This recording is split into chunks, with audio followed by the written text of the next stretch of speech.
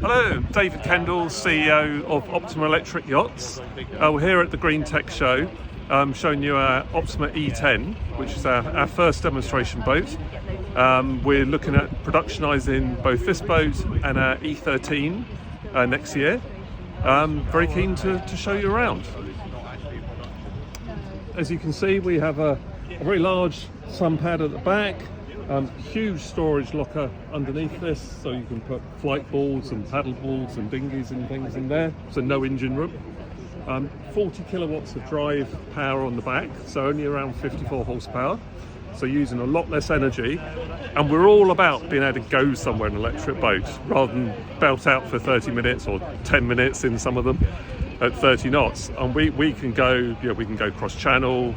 We did a round the island trip last year, cruising very happily at sort of 9 or 10 knots all the way around the Isle of Wight. And the 13 metre will be an even more capable boat, twice the displacement, much greater accommodation space, able to take sort of 12 people. But even on the 10 metre, we've got a very large cockpit, very sociable space. We can get sort of 8 people around a lovely mahogany and carbon fibre table. Decent galley, induction cooking, so no gas, it's all electric, runs off the high voltage batteries. Decent fridge, well stocked with beer at the moment. Hot and cold water, and then very comfortable helm station for 2 people, dual plotters, electric steering, phone chargers, fusion stereo, everything that you need. And then down below we have a very comfortable cabin for 2,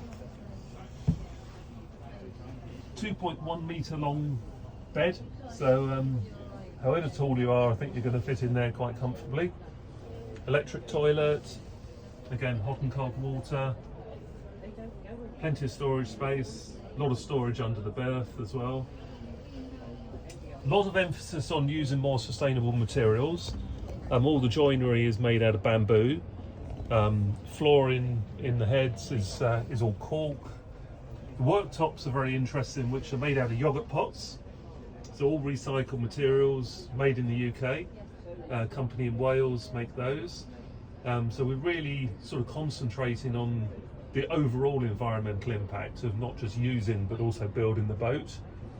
The fancy fabrics on the wall, actually from an artist in Holland, and then they're printed in America on recycled fabrics.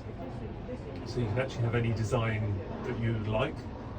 But as much as possible, we're using recycled materials and low impact materials. And is this primarily, you see this as a day boat, a weekender boat?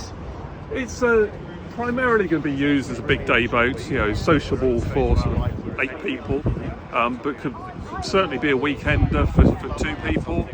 You could potentially sleep another 2 in the cockpit. We will eventually have a carbon fibre T-top roof for either rain or sun protection. But some people have said they want an open boat, so we're also offering the option of it being fully open.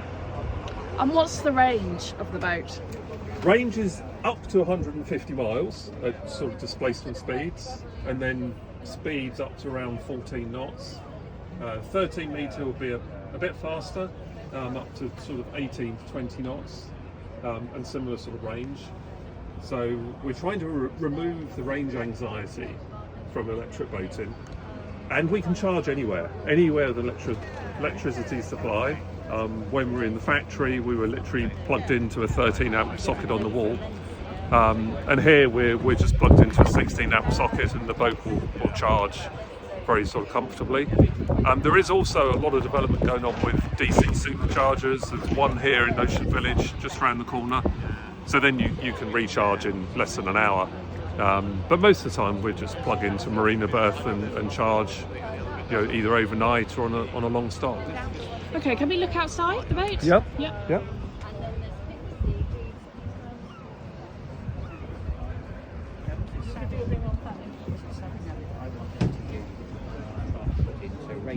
The design of the boat is very much driven around hydrodynamic efficiency. So it's sort of a cross between a trimaran and a stabilised monohull design, but it's actually no wider than a conventional monohull. So we fit into a standard 10 metre berth. Okay. And there's a lot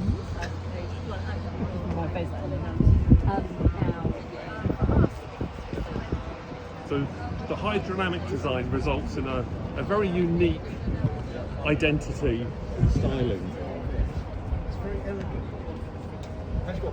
Yes, talk to me through about that, because this is not a hull shape you'd usually see on the south coast. No, it's quite unusual. It's a wave piercing design. So the boat does not plane, it also does not slam. There's no flat surfaces on the boat, there's no slamming. We cut through the waves, and there's an interesting YouTube video online from when we did the round the island trip, which was pretty lively off of St Catherine's Point on the south side of the island. We've included that, we've not tried to hide anything. We're quite happy for people to see that. And yeah, and it was really comfortable. I mean, Chloe, my business partner, was walking around the boat off St Catherine's still filming in some pretty big swells off there. So it's a whole different concept of boating. It's not just about electrification, it's about making motor boating more environmentally sustainable, but also more comfortable and more enjoyable. You know, during passage we can get up, we can cook, we can have lunch, we can sit around a table, we can put a bit of music on, and not have the noise of either an engine or slamming into waves. And what kind of market are you looking at for this boat? It would be a little bit like electric cars, where we're going to be attracted by the early adopters who have an environmental conscience. And who understand they don't want to go out in a noisy powerboat. We see a big market, particularly down in places like Mediterranean, Middle East, but also we're really hoping that we'll have customers here in the UK, and we'd love to have some local boats. And what's the price point on the boat? 10 metre in production will be around £500,000. We will next year look to sell this demonstration boat, which we'll sell it as a discount because we want to get on with production of the bigger boats. So we're probably looking to sell this at around 400k. 13 metre, which will be a much bigger boat, sort of twice the volume, will be around £1 million. One thing that's really significant is the reduction in running costs. And there's a lot of independent studies been done that have shown that the cost of running an electric boat will only be around 5% of the cost of running a petrol or diesel boat.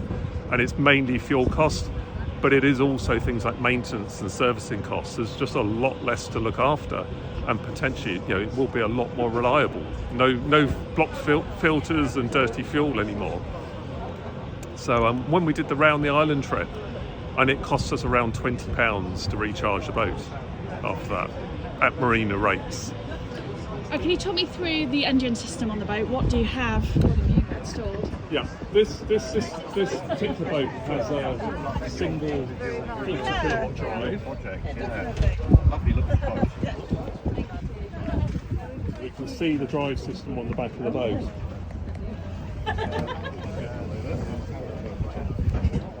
And one of the benefits of electric drive is we can make it so much more compact. So it's rather than seeing a big outboard sticking up above the back of the boat, and we can use the whole Waden platform. We can still tilt this drive. This is produced by Rab Propulsion in the UK, and it also steers plus or minus 90 degrees. So you get full lateral thrust. You know, when you're trying to dock, there's also a small bow thruster on this boat, so it makes docking the boat extremely easy and stress-free. And what's kind of the life of this electric engine? It will last you a lifetime. I mean, people mainly ask about the life of the batteries, but batteries on leisure boats will literally last you a lifetime. I mean, the demands are so low, and also we got 126 kilowatt hours of batteries with only a 40 kilowatt drive, so the batteries hardly know they're awake when we're driving, even when we're driving flat out. And are they lithium iron phosphate batteries? They're lithium ion NMC batteries, which is a lighter technology, same as we use in electric cars. They're flooded with a a particular fire suppressant coolant oil which controls temperature of batteries. Very, very highly managed, so extremely safe. I'd much rather sit on top of these batteries than 1,000 litres of petrol. We also have no gas on the boat, so a lot of the things that have caused problems on boats have gone away.